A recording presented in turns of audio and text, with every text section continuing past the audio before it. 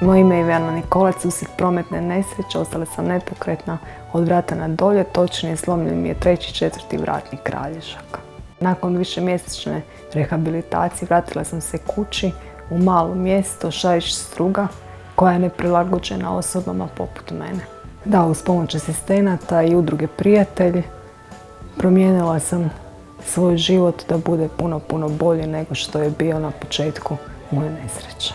U trenutku kad sam shvatila da ne mogu pomoći sebi, odlučila sam da želim pomoći drugima koji ne mogu pomoći sebi.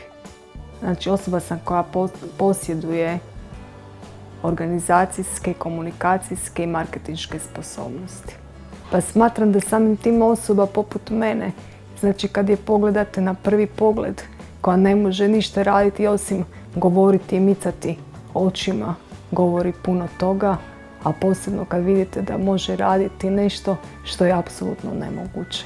Nakon godina vježbanja i provedenih između 4 zida, kad iziđete van i shvatite da možete nešto napraviti ne samo za sebe, nego za ljude kojima je to potrebno, naprosto oživite. Moj životni moto je: dok mogu misliti i odlučivati, nisam osoba s invaliditetom. Smatram da svaka osoba s invaliditetom, ako napravi bilo koje malo djelo za sebe, a posebno za nekog drugog, može se smatrati pobjednikom u bilo kojem obliku, u bilo kojem značaju.